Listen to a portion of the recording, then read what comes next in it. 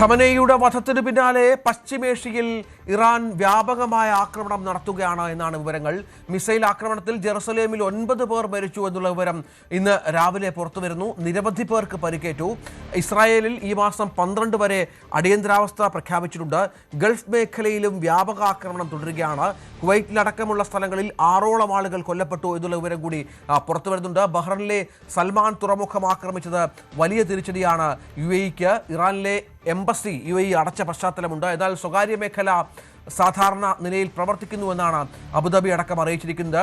UAE-യും അബുദാബിയും stock market 2 ദിവസത്തേക്ക് അടച്ചു. ഇതിനിടെ നേരത്തെ പറഞ്ഞതുപോലെ ഇനിയും ആക്രമണം തുടർന്നാൽ സംയുക്തമായി ഇറാൻ തിരിച്ചടി നൽകും എന്ന് UAE അറിയിച്ച പശ്ചാത്തലം വളരെ പ്രധാനപ്പെട്ട ഒന്നാണ്. അത് നിർണായകമാണ് താനും. കാരണം വലിയ ആക്രമണം നടക്കുന്നത് ഗൾഫ് മേഖലയിലെ രാജ്യങ്ങൾക്കെതിരെയാണ് എന്നുള്ളത് ഇതിൻ്റെ ഗൗരവം വർദ്ധിപ്പിക്കുന്ന പശ്ചാത്തലമുണ്ട്. മറ്റൊന്ന്, ബെഞ്ചമിൻ നെതന്യാഹുവുമായി പ്രധാനമന്ത്രി നരേന്ദ്രമോദി സംസാരിച്ചു എന്നുള്ള വിവരം കൂടി പുറത്തു വരുന്നുണ്ട്. നിലവിലുള്ള സംഭവങ്ങൾ അദ്ദേഹം ആശങ്ക അറിയിച്ചിട്ടുണ്ട്. എത്രയും വേഗം സംഘർഷം തീർക്കണമെന്ന് പ്രധാനമന്ത്രി ആവശ്യപ്പെട്ടു. UAE പ്രസിഡന്റുമായും മോദി ഫോണിൽ സംസാരിച്ചിട്ടുണ്ട്. ഇന്ത്യക്കാരോടുള്ള കരുതലിന് UAE പ്രസിഡന്റിന് മോദി നന്ദി അറിയിച്ചിട്ടുണ്ട്. പരമാധികാരം സംരക്ഷിക്കാനുള്ള UAE-യുടെ നീക്കങ്ങൾക്ക് മോദി പിന്തുണ അറിയിച്ചുവെന്ന് UAE അറിയിച്ചു. ഇന്ത്യ കൂടെ നിൽക്കുന്നതിന് നന്ദിയെന്നും Sheikh Mohamed bin Zayed Al Nahyan പ്രതികരിച്ചിട്ടുണ്ട്. കേന്ദ്ര മന്ത്രിസഭാ സമിതി യോഗം മേഖലയിലെ സ്ഥിതിഗതികൾ വിലയിരുത്തി. അജയ് സുധാ ബിജു വിവരങ്ങളുമായി ചേരുകയാണ്. അജയ്, ഇത് ഇപ്പോൾ നേരത്തെ പറഞ്ഞതുപോലെ വലിയ ആക്രമണ സംഭവങ്ങൾ അത് ആവർത്തിക്കുന്നുണ്ട്. ഒരു തരത്തിലുള്ള ശമനവും ഇതുമായി ബന്ധപ്പെട്ട് ഉണ്ടാകുന്നില്ല. ഇപ്പോൾ അമേരിക്ക അടക്കമുള്ള രാജ്യങ്ങൾ യുദ്ധം നീണ്ടു നിൽക്കും എന്നുകൂടി പ്രഖ്യാപിക്കുന്ന പശ്ചാത്തലത്തെ എങ്ങനെ കാണണം? സമാധാനം, അതിനുള്ള ശ്രമങ്ങൾ പോലും എവിടെ നിന്നുമില്ല എന്നുള്ളതാണോ? രജത്ത്, ഈ ഒരു ഇറാൻ പോലൊരു വലിയ രാജ്യത്ത് നിയന്ത്രണം അത് തിരിച്ചു കൊണ്ടുവരാൻ വേണ്ടി ഏതാണ്ട് 4 ആഴ്ചയോളം സമയമെടുക്കുമെന്നാണ് ഡൊണാൾഡ് ട്രംപ് പറഞ്ഞത്.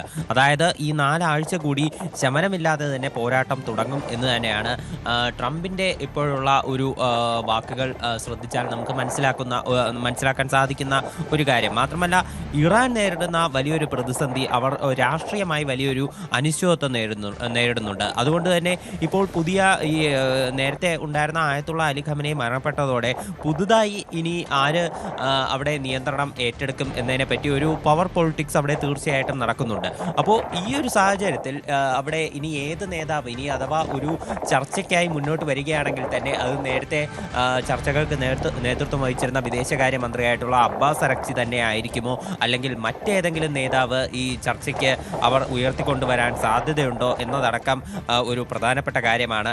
മാത്രമല്ല, ഈ സംഘർഷം രൂക്ഷമായ സാഹചര്യത്തിൽ അവിടെയുള്ള IRGCയുടെ നിലപാട് കൂടി ഇക്കാര്യത്തിൽ നിർണായകമായിട്ട് തീരും. അപ്പോൾ ഇത്തരത്തിൽ വിവിധ ഭാഗങ്ങളിൽ നിന്ന് ഈ നിലപാടുകൾ കേട്ട് ഒരു മനസ്സിലാക്കേണ്ടത് തീർച്ചയായിട്ടും അവരുടെ വലിയൊരു പ്രതിസന്ധിയാണ്. അതുകൊണ്ട് തന്നെ ഈ സംഘർഷം ഏത് തരത്തിൽ എങ്ങനെയായിരിക്കും അവസാനിപ്പിക്കുക എന്നതിനെ സംബന്ധിച്ച് ഒരു വലിയ സംശയം നിലനിൽക്കുന്നുണ്ട്. ഈ IRGC നേരത്തെ നമ്മൾ പല ആവർത്തി സൂചിപ്പിച്ചതാണ്. അവരെ പെട്ടെന്ന് ഒന്ന് തണുപ്പിക്കുക അല്ലെങ്കിൽ പെട്ടെന്ന് അവരെ കീഴടക്കുക എന്ന് പറയുന്നത് അത്ര എളുപ്പമുള്ള കാര്യമല്ല. ഇപ്പോൾ US സ്വീകരിച്ചിരിക്കുന്ന നടപടി എന്ന് പറയുന്നത് 4 ഭാഗത്തു നിന്നും ഇറാനെ ആക്രമിച്ച് അവരെ പ്രതിസന്ധിയിലാക്കുക എന്നുള്ളതാണ്. അവരുടെ നേരത്തെ വടക്കൻ മേഖലയിലും അതുപോലെ തന്നെ വടക്ക് പടിഞ്ഞാറൻ മേഖലയിലുമായിരുന്നു ആക്രമണം തുടർന്നിരുന്നതെങ്കിൽ ഇപ്പോൾ തെക്കൻ മേഖലകളിൽ കൂടി അവർ ആക്രമണം ശക്തമാക്കിയിട്ടുണ്ട്. ഇത്തരത്തിൽ 4 ഭാഗത്തു നിന്നും ഇറാനെ ആക്രമിച്ച് അവരെ വരുതിയിൽ കൊണ്ടുവരാനാണ് US ശ്രമിക്കുന്നത്. പക്ഷേ ഈ IRGCയുടെ ഒരു സംവിധാനം വെച്ചിട്ട് അവരെ പെട്ടെന്ന് ഒരു വരുതിയിൽ കൊണ്ടുവരിക എളുപ്പമല്ല. ഇപ്പോൾ പ്രത്യേകിച്ച് US അവരുടെ അത്യാധുനിക ഉപകരണങ്ങൾ ഉൾപ്പെടെ ഉപയോഗിച്ചുകൊണ്ട് ഇവരുടെ പല ആസ്ഥാനങ്ങളും തകർക്കാൻ ശ്രമിക്കുന്നുണ്ട്. മൊത്തത്തിൽ ഒരു കണക്കുകൾ സൂചിപ്പിക്കുന്നത് US ഇതുവരെ ഏതാണ്ട് 1000-ഓളം IRGCയുടെ സൈനികരെ കൊലപ്പെടുത്തി കഴിഞ്ഞു എന്നാണ് ചില കണക്കുകളെല്ലാം പുറത്തു വരുന്നത്. അതുമാത്രമല്ല, അവരുടെ പ്രധാനപ്പെട്ട സൈനിക താവളം US തകർത്തിട്ടുണ്ട്. പല സാധനങ്ങൾക്കും അവരുടെ പല പല എക്യുപ്മെൻസിനും കേടുപാടുകൾ വരുത്തിയിട്ടുണ്ട്. അവരുടെ ഈ ഷിപ്പിംഗ് സംവിധാനങ്ങൾ, ചില നാവൽ ബിൽഡിങ്ങുകൾ നശിപ്പിച്ചു, 9 ഷിപ്പുകൾക്ക് കേടുപാടുകൾ വരുത്തി എന്നതൊക്കെയാണ് US-ൻ്റെ ഭാഗത്തു നിന്നുള്ള ഒരു പക്ഷമെന്ന് പറയുന്നത്. പക്ഷേ ഇപ്പോഴും മാറ്റമില്ലാതെ പോരാട്ടം തുടർന്നുകൊണ്ടിരിക്കുകയാണ്. ഇപ്പോൾ ടെഹ്റാനിൽ ഇപ്പോൾ ചെറിയ രീതിയിലുള്ള ഒരു ആക്രമണമെല്ലാം ഇപ്പോൾ വീണ്ടും ആരംഭിച്ചിട്ടുണ്ട് എന്നാണ് നമുക്ക് അറിയാൻ സാധിച്ചത്. ഇടയ്ക്കൊരു ശമനമുണ്ടായിരുന്നു. ഇന്നലെ രാത്രിയായിരുന്നു അവസാനമായി ടെഹ്റാനിൽ ഈ സ്ഫോടനങ്ങൾ ഉൾപ്പെടെ ഉണ്ടായിരുന്നത്. ഇപ്പോൾ വീണ്ടും ചെറിയ രീതിയിൽ അവിടെ ആക്രമണം തുടങ്ങിയിട്ടുണ്ട്. അതിന് ഏത് രീതിയിൽ മുന്നോട്ട് പോകും എന്ന് നമുക്ക് കാത്തിരുന്ന് തന്നെ കാണണം. എന്തായാലും പ്രതിസന്ധി ഇപ്പോഴും ശക്തമായി തുടരുകയാണ്. ട്രംപ് ഒരിക്കലും അവസാനിപ്പിക്കാൻ സാധ്യതയില്ല. ഇനി ശക്തമായി മുന്നോട്ട് പോകും എന്നതിൻ്റെ സൂചന തന്നെയാണ് ട്രംപ് തരുന്നത്. ഇപ്പോൾ ഈ ഇസ്രായേലിൻ്റെ ഭാഗത്ത് നോക്കുകയാണെങ്കിൽ അവിടെ പ്രധാനമന്ത്രി ബെഞ്ചമിൻ നെതന്യാഹു അദ്ദേഹം ഇപ്പോൾ ഇറാനിലെ ജനങ്ങളോട് ഇത് നിങ്ങൾക്ക് വലിയൊരു അവസരമാണ്, നൂറ്റാണ്ടുകൾ ഇപ്പോൾ ഒരു ജനറേഷനിൽ ഒരിക്കൽ മാത്രം കിട്ടുന്ന അവസരമാണ്, അതുകൊണ്ട് ഈ അവസരം പരമാവധി നിങ്ങൾ പ്രയോജനപ്പെടുത്തി ഈ അധികാരം അട്ടിമറിക്കണം, നിങ്ങളുടെ രാജ്യത്തിൻ്റെ ഭാവി സുരക്ഷിതമാക്കണം എന്നെല്ലാമാണ് അദ്ദേഹം പറയുന്നത്. മാത്രമല്ല ഇപ്പോൾ ഇറാൻ്റെ ജനതയോട് മാത്രമല്ല, ലോകത്തെ എല്ലായിടത്തും അടിച്ചമർത്തലുകൾ നേരിടുന്ന ജനതകളോട് മുന്നിട്ട് വരൂ എന്നതാണ് അദ്ദേഹം ആഹ്വാനം ചെയ്തിട്ടുള്ള ഒരു കാര്യം. അപ്പോൾ ഇത്തരത്തിൽ ഒരു 2 രാജ്യങ്ങളും ഒരിക്കലും പിറകോട്ടില്ല എന്നത് കൊണ്ട് സൂചിപ്പിക്കുന്ന ഈ സംഘർഷം മുന്നോട്ട് പോകും എന്ന് തന്നെയാണ്. ഇപ്പോൾ ഈ ഒരു സാഹചര്യത്തിൽ ഏറ്റവും കൂടുതൽ ആശങ്കയിലാകുന്നത്, ഒരു പ്രതിസന്ധിയിലായിരിക്കുന്നത് GCC രാജ്യങ്ങളാണ്. അവരെ ഈ യുദ്ധത്തിലേക്ക് വലിച്ചിഴക്കപ്പെട്ട രാജ്യങ്ങളാണ്. ഇതൊരിക്കലും അവരുടെ ഒരു പോരാട്ടമായിരുന്നില്ല. അവരെ ഇതിലേക്ക് വലിച്ചിഴക്കപ്പെട്ട് ഈ പ്രശ്നത്തിൽ കൂടി ഉൾപ്പെട്ടിരിക്കുകയാണ്. പ്രധാനമായിട്ടും ഈ Qatar, Bahrain, Jordan, Oman, Kuwait, Saudi Arabia, UAE എല്ലായിടത്തും ഇത്തരം പ്രതിസന്ധികൾ നേരിടുന്നുണ്ട്.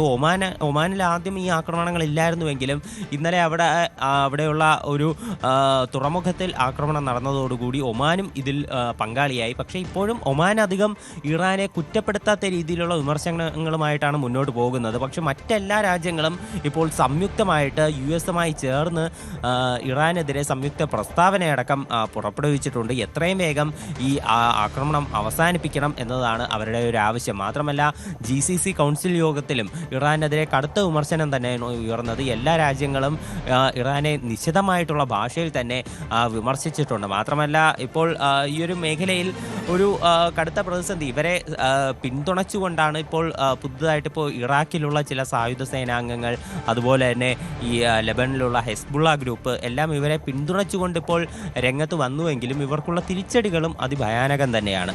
ഇപ്പോൾ ഇസ്രായേൽ ഈ ഹെസ്ബുള്ളക്കെതിരെയുള്ള ആക്രമണം കൂടി കടുപ്പിച്ചിട്ടുണ്ട്. അവിടെ ലെബനിലുള്ള ബെയ്റൂട്ടിൽ ഉൾപ്പെടെ ഇപ്പോൾ ആക്രമണം തുടരുന്നു എന്നാണ് നമുക്ക് അറിയാൻ സാധിച്ചത്. തീർച്ചയായും അത് തന്നെയാണ് സംഭവിക്കുന്നത്. ഇതിനിടയിൽ ട്രംപിന്റെ ചില പ്രസ്താവനകൾ വന്നത്, ഇറാൻ വലിയ ഒരു രാജ്യമാണ്, സൈനിക നടപടിക്ക് 4 ആഴ്ചയോളം വേണ്ടിവരും എന്നാണ് ട്രംപ് വ്യക്തമാക്കുന്നത്.